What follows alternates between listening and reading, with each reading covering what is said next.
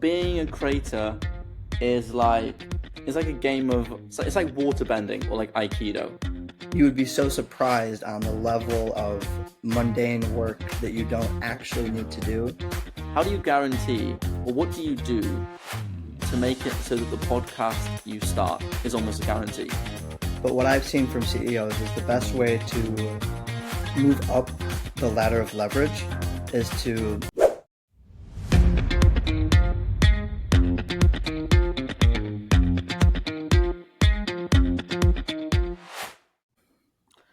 Hunter, you have That's worked with over 40 agencies, give or take, and you've not just worked with them in terms of like, oh, you've written some copy for them, which like a lot of people who've worked with agencies have basically done, or like you've designed a logo or this sort of stuff. You work in operations, which means that you see everything in the business. You see the onboarding. You probably see how they're getting clients. You see how they're outsourcing things, how basically everything inside works. Like you're essentially a surgeon for agencies where you go in and you have to like strip everything apart, see everything inside, and see if there's basically a better way to configure their whole body. You're like a mechanic sort of thing. Like you're not there to change the inputs or the outputs necessarily. You're just there to make it run more smoothly as an entire system. And I think what's interesting about this is that you have to know everything about the business, which means I just want to know if there are any interesting insights basically that you've gained from that. And so I think a good place to start is, yeah, just generally talk about it and maybe some key lessons that you've learned. And then I'll ask a few more specific questions after that, and then we can go on to the next topic. Yeah, I mean, that's probably what's the most interesting about doing things in operations. Whereas, like, if you were a designer or a copywriter, like, you don't see the inside. Like, the inside is not pertinent to what you need to deliver, right? Like, you just need to know their audience, ICP, or their brand guidelines to design something. But when you talk about operations, it's very holistic in a sense. Like, in my mind, every department that you have, every um, project that runs through the business in some way ties to everything else. So like in order for me to properly diagnose like where I think bottlenecks are, I need to see, from signing a contract or even from the outreach process to fully delivered. I need to know what that steps look like, and not even what the steps look like, but like how are you managing the steps? Like who takes care of what step at what point? Is there a new action item for somebody else to be responsible for? Like all these little details is what really matters when it comes down to getting things done efficiently or optimizing them for a CEO or the exec team to be super leveraged. And I mean leverage in a sense of like they can click on one page and see everything that's going on in the business. So like every task is assigned to an employee, every project is assigned to a department. They have a very high level access point to make decisions. And that's what I think is really important. When it comes to like doing operation audits, because that's what I do for agencies that are hurting and they want to see what other solutions are available. um, these people, like, I don't have contracts with them or anything. There's no NDAs, there's nothing signed, but they get on the call with me and they're like, here's my entire business. And I think that's really interesting. And obviously it's not the entire business. There are some things that are IP'd or they don't show me specifically. But after you see enough of these businesses, you can start to see like a general trend of like how people do things within the agency space, especially when it comes to like fulfillment for clients. Because everybody likes to do things a little bit differently, but when it comes to fulfillment for clients, that's where all of the agencies focus most of their attention. So when I talk about like working on your business instead of in your business, they're working in their business, fulfilling for clients. Whereas my goal with the operations audit is to show them that like you're working in the business right now, but we want you to work on it. We don't want you to be in the weeds because it's hard to move the needle when you're stuck, underwater, drowning in client work. So, after I don't even know how many audits I've done specifically, but you do notice some really interesting insights, so to say.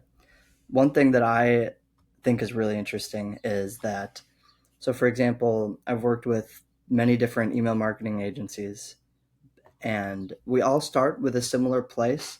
Like, it doesn't matter what type of agency or e-commerce brand or business you have, really, we all need the same basic principles. We need a knowledge base to store documents, SOPs, account passwords, tools, everything like that.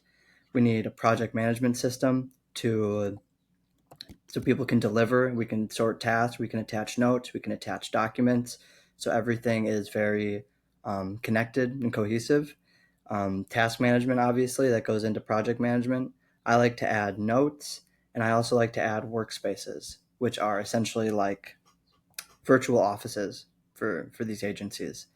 But something that I've noticed is that no two agencies run the same. And it's never one system that you have for one business is not going to directly translate to another business. Even if it's the same niche, if it's the same type of agency, if it's the same audience, what it really comes down to is the people. If your systems aren't optimized for the people that are actually doing those tasks and projects, it doesn't matter how good you think it is. It all comes down to people, and that's where all the nuance and custom work that I do really stems from. So I think the biggest insight I've learned is that you don't need to do things like everybody else because everybody else does them differently. It doesn't matter if you're the same industry, niche, audience, whatever. Um, Everybody does things that works for them. There's no one size fits all, and I think that we often fall into the trap of like, if I don't do it the right way, like I shouldn't do it at all. But really, there is no one right way to do things. So that's probably the biggest thing I've noticed from working with a lot of different agencies and just auditing their operations and just seeing the guts to it, and cutting away the fat, as you said with the surgeon reference, which I really like. I'm gonna have to write that down for content. Mm, that's not the answer I was expecting, to be honest. Because in Really, my what did head, you expect? well, I was kind of thinking that they all sort of run similar. Like I was in my Right? head, I That's was what you like, would think. yeah, like it's just delivering a service. There's lead gen, there's onboarding, there's delivery, Hmm. and then and I was like, that's like it sort of thing. Like I And in would a almost sense, there's those like a things plug are and the play. same. Like I'd almost think there's like a plug and play system that you could just install into your age. But I can also see that everyone works differently, so you have to do it the same. Like one guy I know, he runs like some of the biggest YouTube channels in the world, like niche, like coaching ones, and I think he's and like five businesses running in total. And but he doesn't work. He works on them. He's not in them. He has like teams managing each one, and he's had to build. He loves system, but he's had to build different systems for each one depending on how each person actually works. Because he Hmm. also really likes Notion, but with one team he was working with, they're a little bit older. They just couldn't use it. They were like, "This doesn't make sense to us. We don't like it." So he had to Right. find basically something more visual, which I believe was Millernote, and pairing that with something like Sansama, I think. Millernote was still like drafting, and by combining those two, he's created like an alternative system basically off it. So yeah, interesting. That makes a lot of sense. If the kind of one of the highlighting things was that they're obviously like completely different, what were some of the, I guess, things that they're doing the same? And I guess specifically there, what are some things they're doing the same which obviously works, and what are some things they're doing which like obviously doesn't work and is a major pain or a major mistake that they could be solving? Mm.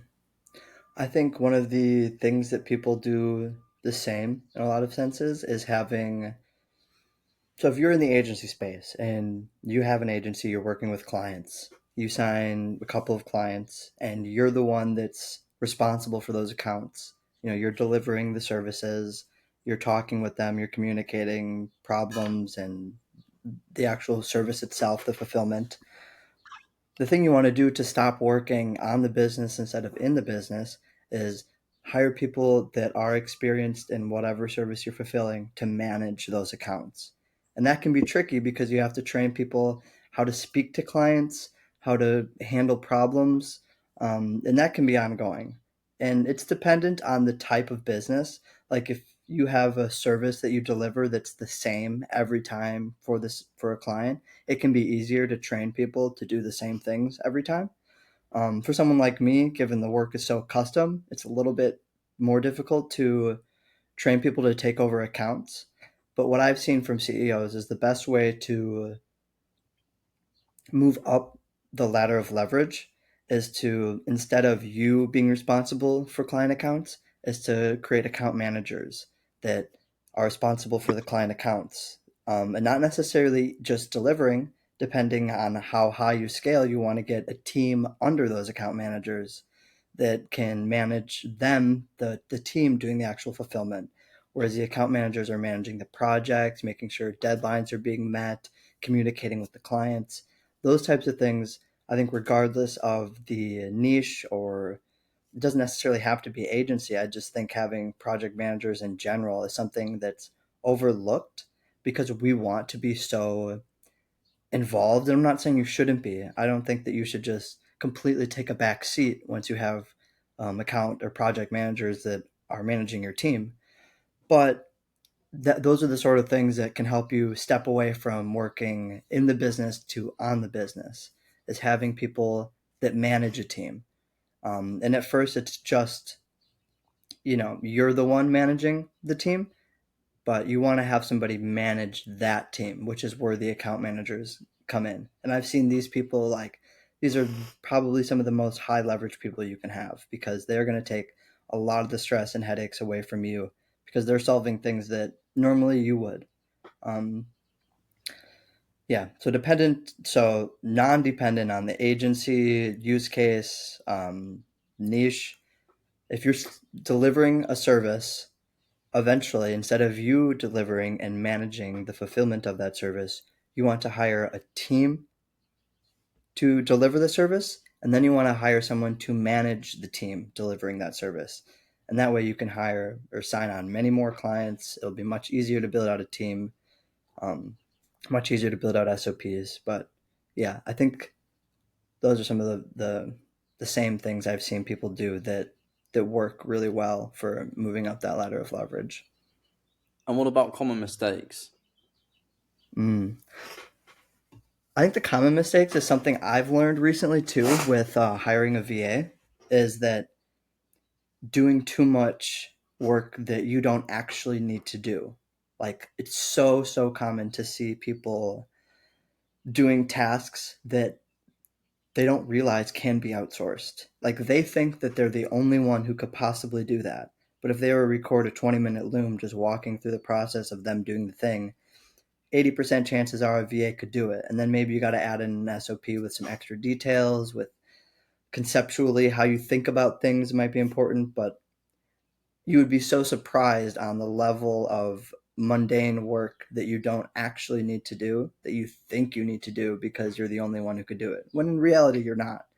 You just built the business. So like you don't want to let somebody else take over that for you. Like it's like Hermosi talks a lot about when you're starting out, you got to put on all the different hats, like your sales hat, your copywriting hat, your marketing hat, your lead gen hat. And then as you're scaling, it's this process of unlearning how to take off the hats and give them to somebody else and trust them. Um, so Mm, I think that's one of the mistakes. People don't do it early enough, and then by the time they want to do it, they're already drowning, and it's even more difficult to make that change because you have all these things to do already. yeah. In terms of, I think one thing obviously everyone would love to know, everyone wants to have more clients. And so in terms of these guys is on like client, like where they're actually getting their leads, do you see much of that and where they're actually coming on, whether they're focusing on cold email, whether they're focusing on whether they're doing paid ads, whether it's just referrals, like how much of that do you see and like what do you see people doing?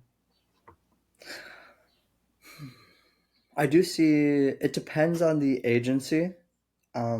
because some people like to separate out that part of their business because it's very IP. Like they don't want people to see how they do that. Working with lead gen agencies, though, I see very clearly what they're doing for other businesses. Um, I think the most important thing is just in general to not leave all your eggs in one basket. Like, don't rely on one channel to bring in your leads because eventually that will dry up. You want to have multiple different places where you can have leads either inbound or where you're reaching out to them. And that might be paid ads, it might be cold email, it might be outreach on Twitter, Instagram, or LinkedIn, but you don't want to just have one. I think that's the biggest thing. When it comes to outreach, from what I've seen, it seems to be more of like I want to say a numbers game, but I don't think it's necessarily a numbers game. Like when I get DMs on Twitter, they're like, "Hey man, we have this lead gen thing, and we'll send 75,000 DMs a month for you." And I'm like, I don't like the sound of that. Like, I don't think that's effective. I think more targeted specifically, but at the end of the day, like the more no's you get, eventually you'll get a yes. You know. So yeah, lead gen is interesting though because that's sort of like the unless I'm working with a lead gen How you got your agency. Latina girlfriend? What? It's how you got your Latina girlfriend. Yeah, I just hired a lead gen agency, The and more, the more no's you get it was it eventually. was it was pay per result too, so it was great. No Was risk it? for me. Oh, no refunds. Yeah, she's gonna love that. Um, I had a question I wanted to ask you. No. Okay, well I'm gonna ask anyways. You can Oh, yeah, decide go. what you want to do from there. Yeah, go for No. Okay. it. I have a couple questions, but I'm gonna start with this one. This Well, one take first. liberties. Go for it. Okay, so you started working with this startup recently, right? Yeah, back in April. So, oh wow. Okay, so it's been April. some time. April? Yeah, I think it was April. So it's been some time, and from what I know, you originally worked with a lot of creators and coaches, that sort of niche, um, particularly around the same skill set, I would imagine. But my question is like from working with the creator, solopreneur, entrepreneur type crowd, and trying to have them build up their businesses.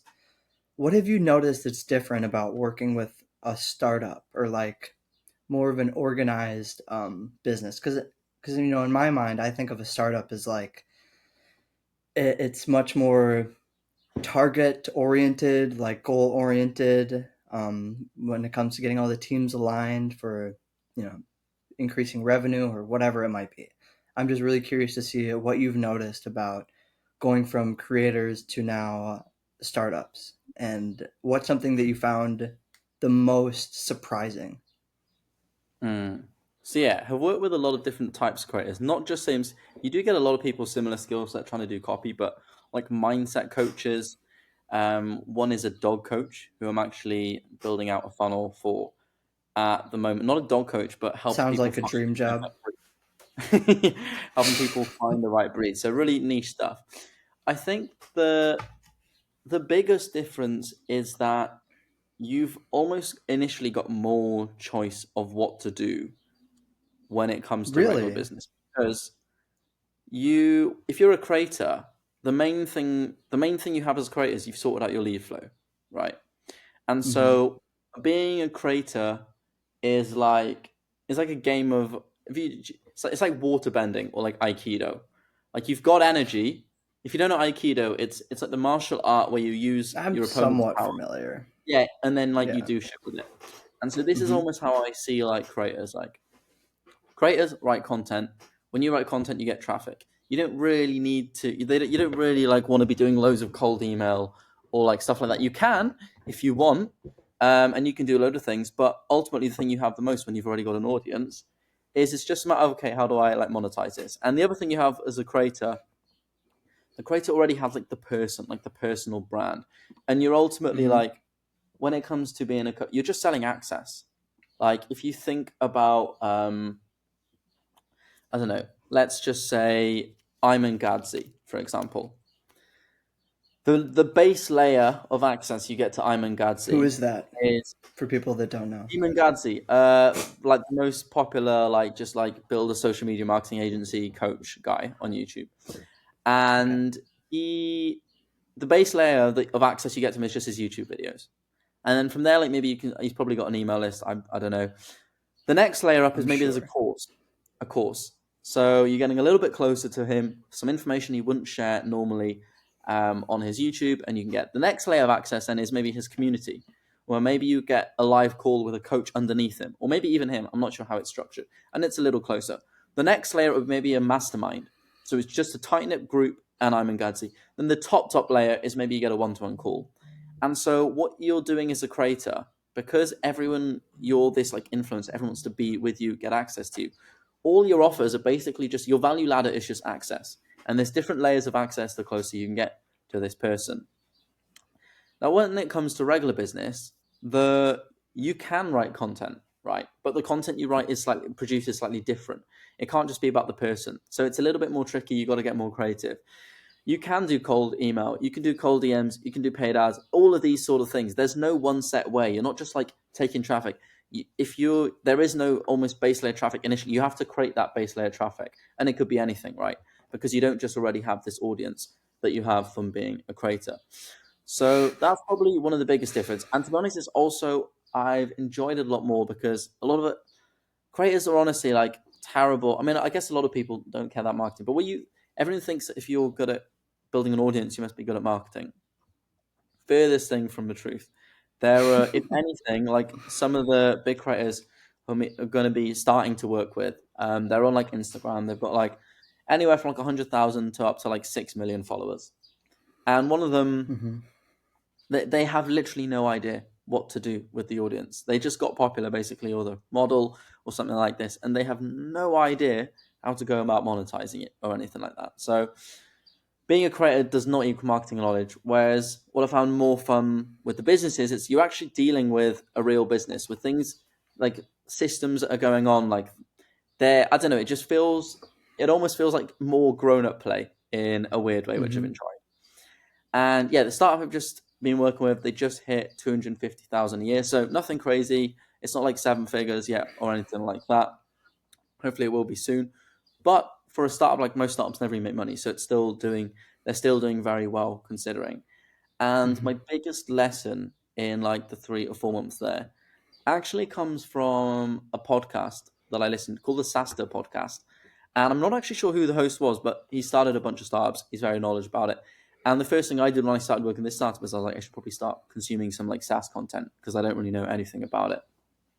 Hmm. And one thing that he said, I think it would be useful actually for pretty much any business that there is, as long as it's basically a new business. And what he said was in the early days, nothing works. All right. In terms of like getting clients or getting people to use your product or getting customers, getting clients. He was like, literally nothing works. You can try running the ads, you probably lose money. Do cold email, probably won't work. You write content, might not get any followers. Like everything is hard. And so he said, as soon as one thing starts to work, don't just don't look for like the 10x, right? So if your ads are maybe breaking even, or maybe getting like a 2x return on ad spend, don't be like, oh, that's not working so well. It's not like the 10x we're hoping for. We're just going to stop it off. Which this startup, Mm. they'd actually done that once before, so it'd gotten going, but they were like, it's not insane. Let's just switch it off and see if there's something else to do, basically. But he was like, no, as soon as you start getting a result, even if you're not break even, you're just a bit below, that is the signal that this can work, right? You want to double down on that, see how you can improve it, and then keep that as a channel because it's something that works. Because finding something that even works is so rare. Like most startups never make money, never actually get customers, this sort of thing. So as soon as something is break even, and the chances are what you don't realize is if your return on ad spend is break even, it's actually probably higher because that one customer, if they're The happy, LTV. LTV, but not just that, word of mouth is going to refer someone Mm. else. And Very so, in true. doing so, as long as you can afford to keep that channel open and getting customers in, any new customer is a good customer as long as you can afford to get them in. Because as long as your service is delivering, it improves the word of mouth there is going, and your Hmm. LTV is going to be out. Even things like if you get a testimonial from them, improves. Like it all basically rolls up. And so anything that gets you new customers, new clients, do that. And so I think the same can be based on like any sort of like whether you just got a service based business. Like if you've got one client, say from your Twitter, or you've got one client through cold DMs, or you've got one client through a cold email, that is all the data you need to go harder on that. That obviously works. You just have to try and repeat it and find and see how you can do it better. Because the chances are you didn't even do it that well the first time off, unless you're already a master at this channel and you're like, okay, I'm a master and I already know how to do it and it didn't work. But assuming you're not and you've managed to get a result, then that's just your signal. Get better at it and you'll get more from it.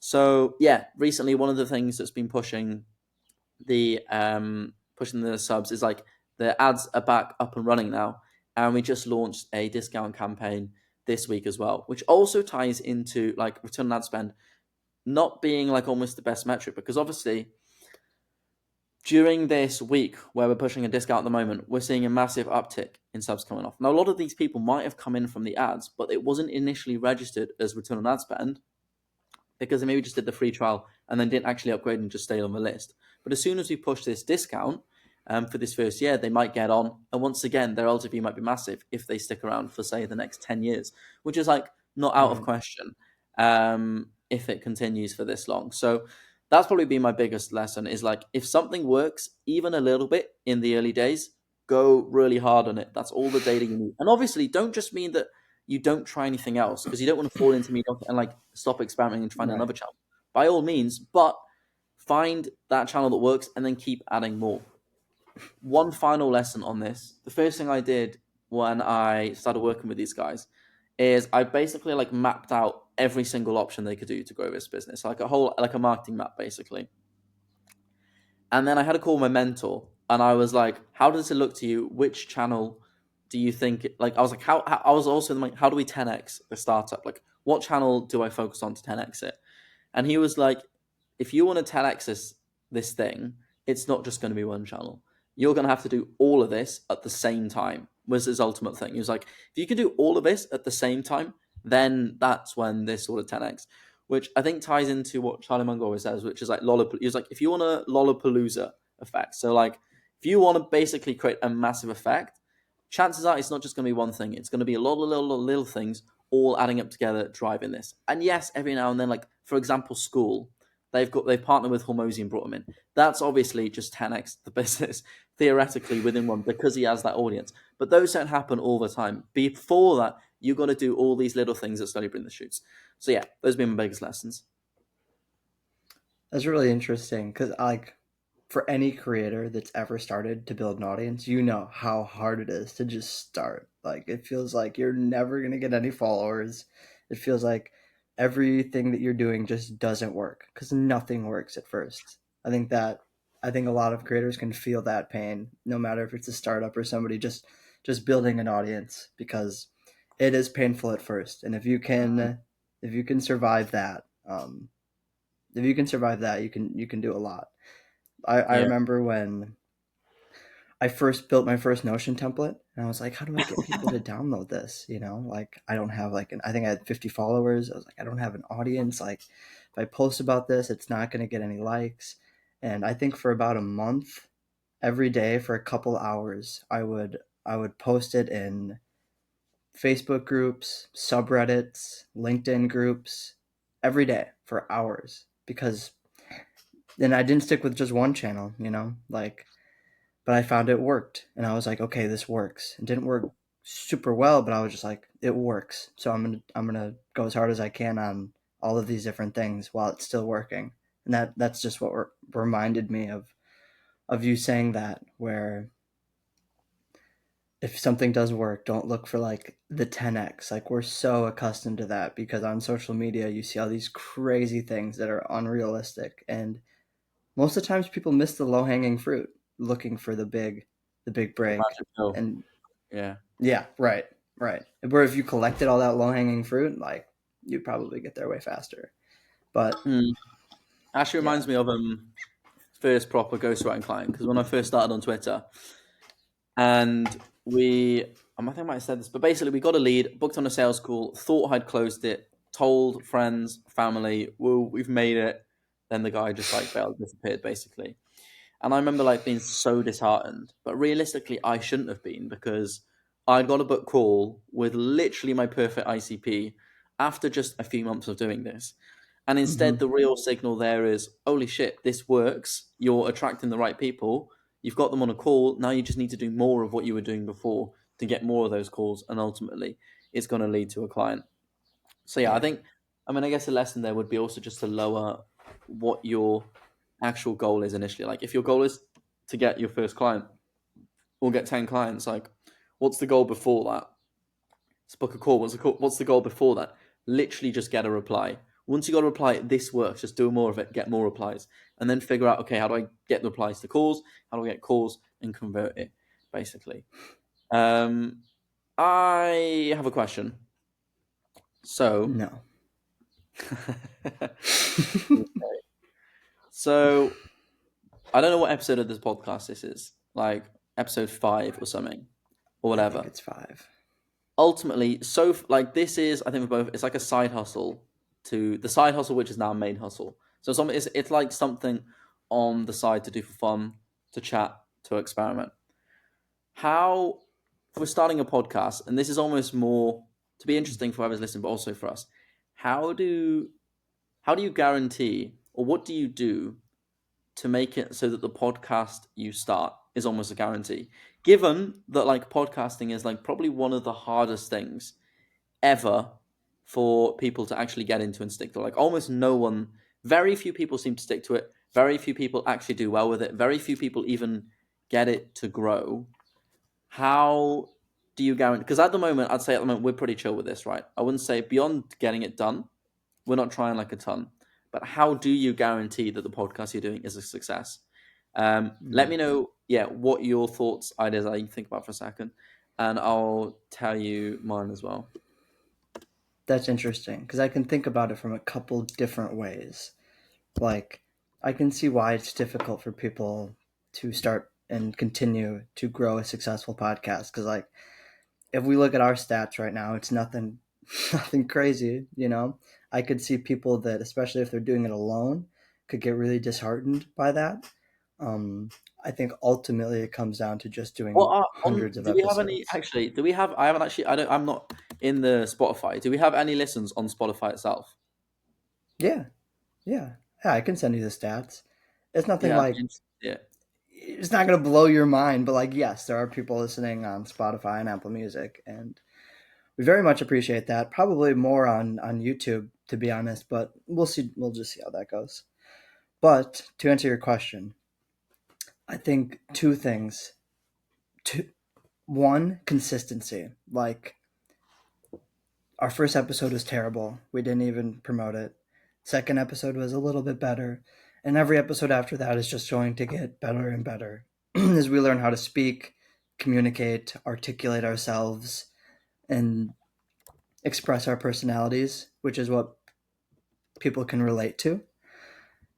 As far as like on an individual, like that's over a general, like how to make the podcast successful.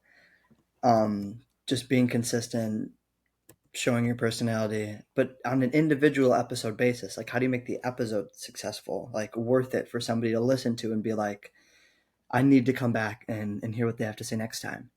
I think that comes down to providing entertainment and value that they can't get anywhere else.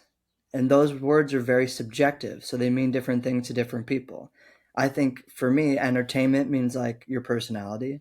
Like if we were two bumps on a log, I don't think I wouldn't want to listen to us if that was the case.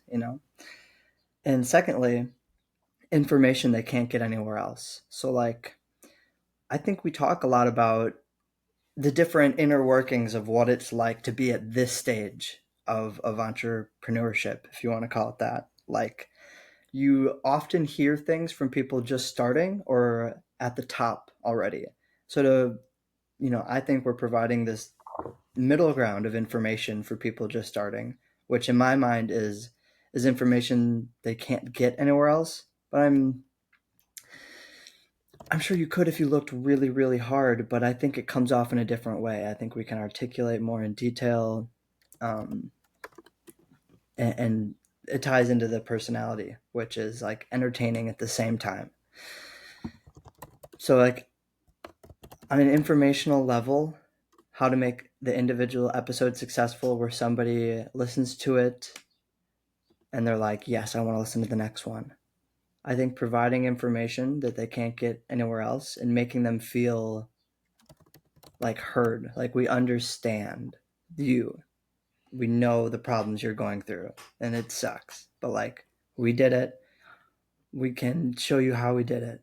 Because I think when I listen to like My First Million or Chris Williamson, they often go to like these very philosophical topics or broad business advice, like when Sean gives his like his advice in different topics. Like it just makes me feel like they're speaking directly to me. Like this is what I wanted to know, you know. So, man, that's a great question. I would love to hear what you have to say.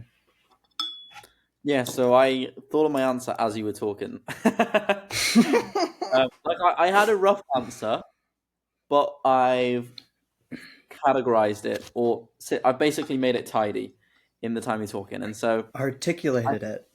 yeah, so I think the success of a podcast, and I guess just content writing in general, comes down to three steps. One, most podcasts don't fail because they don't get listeners. Most podcasts fail because it's just too hard to do. Like I this is my third one now. um, Really? yeah, it's my third. So I did one with my old work that ended up stopping because it was just too hard to do, getting guests, all this sort of thing. I did one with the Growth Army Boys, and that was also for the ROI we were getting. Just it wasn't enough. Like we were like, what is the point basically? So we stopped. And then this is now the third. And so in all of those ones, the main problem was it wasn't easy to do. So it was too much friction. Because I think the thing with the podcast, realistically, there's probably going to be very low ROI for this for at least this first year, and maybe who knows, Yeah. maybe even longer. Hopefully not. But literally, almost the beyond the ROI of just being able to chatting and bouncing ideas, sort of thing. There's no high ROI. It's not like running Mm-hmm. paid ads, getting a Twitter thread, go Right. viral, sort of thing. So I think step one is making it so you don't stop. Because realistically, if you could be like for the next 10 years, you do a podcast every week, probably by the end of those 10 years, you'd have a few listeners. And if you More didn't, likely than not. Jesus Christ, we.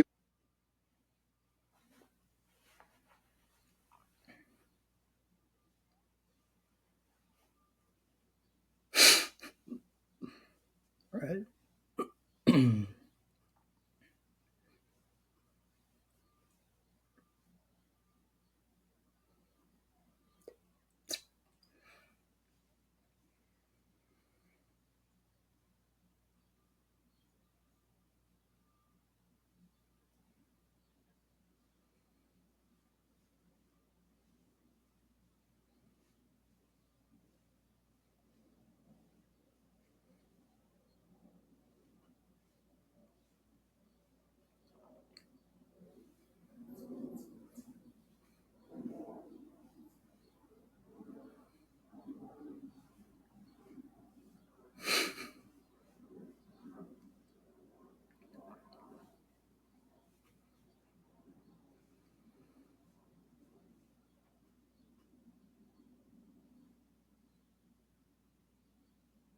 Wrong. You were speak. There's no way that's true. I think I think most business owners, entrepreneurs don't hit six figures. I'm pretty sure there's a statistic that's like less than 3% of businesses in the first year or something. Like, I think we're in a very different bubble.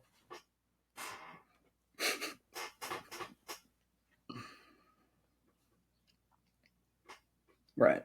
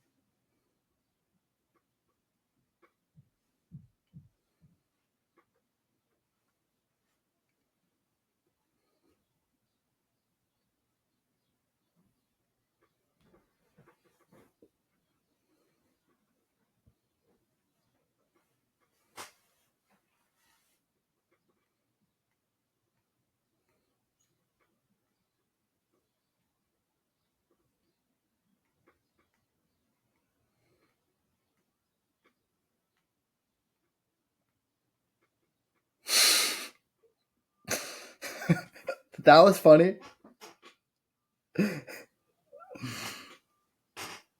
I think you're funny, Tats.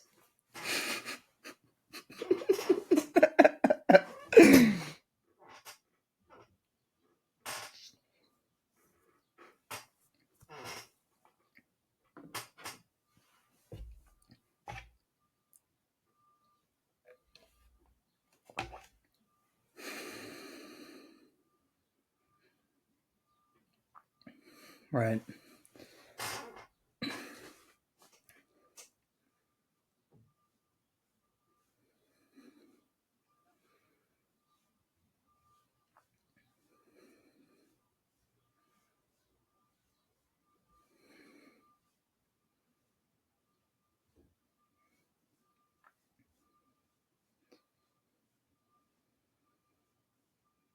Mm-hmm.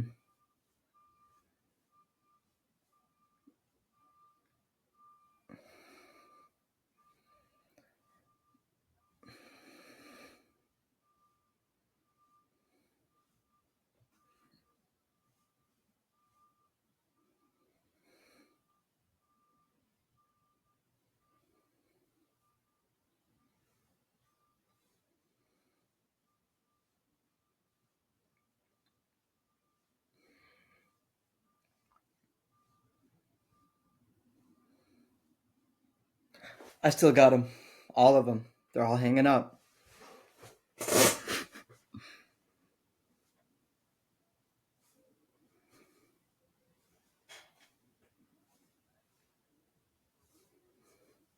Right.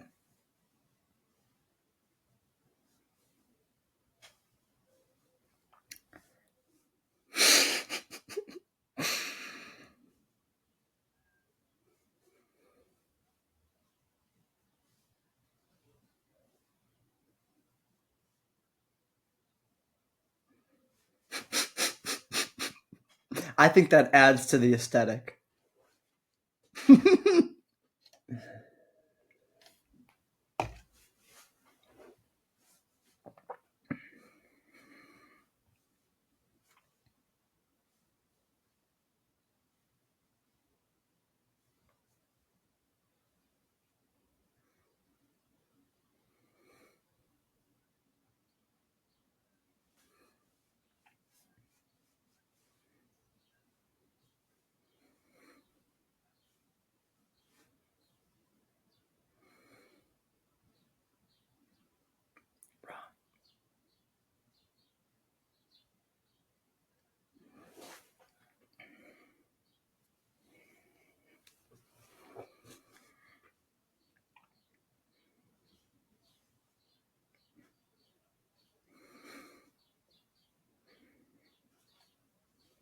Mm-hmm.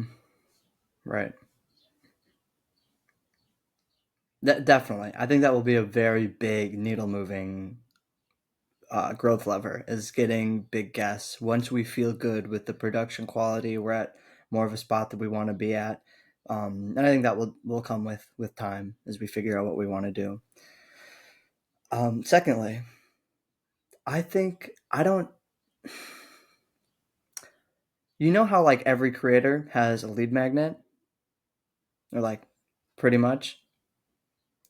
I don't see podcasts that do. I don't know why. To provide like a life of leverage guide. How to build a life of leverage. Step 1, step 2, step 3. Do this.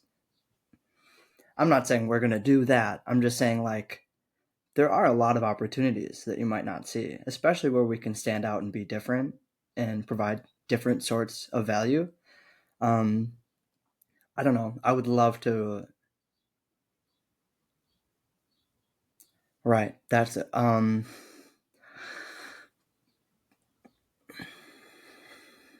Right.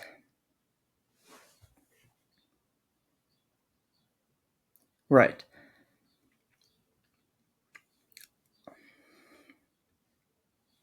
Mhm.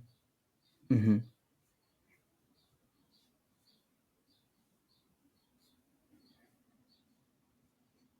Mhm.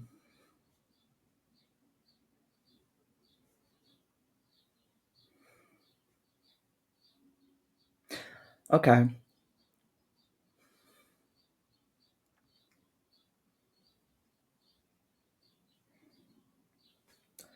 True. I think then I think it would less be in the current frame of what I'm thinking of, it would be less effective as a lead gen mechanism, although I'm sure we can find different techniques where we can use it as such. However, I think like let's say somebody watching us on YouTube and see there's so many different things. We can apply our creator business to the podcast and see how it goes. But like, okay, let's say I'm a new person watching this brand new podcast, and they're like, "Yeah, if you want to grab our guide on XYZ," and it's like directly related to their pod, like and what they talk about. They're like, "Yeah, we have this guide we put together about doing the use case that we talk about all the time." I think that would do a lot for converting new listeners, new audience people, members. What am I saying? To just be more engaged, to deepen that level, bring them back. Yeah. Mm-hmm. I think that would be cool to. Yeah, I think that would be cool to attach to like the YouTube videos and podcasts or Spotify links because I think that's unique. Like if I were to listen to a podcast and they're like, "Hey, we have this free informational product for you that's lays out XYZ," I would be like, "Oh wow," like, and I'd probably be more inclined to go back and listen because humans are reciprocal by nature. So if I give something, we give something, people are just inclined to give back.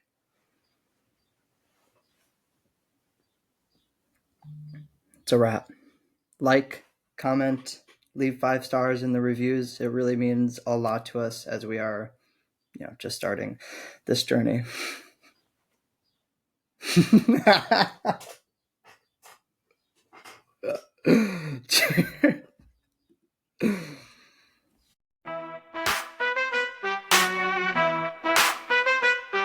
Yeah, yeah, yeah. Yo, it's time to build leverage, stack up your advantage. Life and business time to manage, never stay stranded. Start with the vision, mission, plan of attack. Keep your eyes on the prize, no looking back.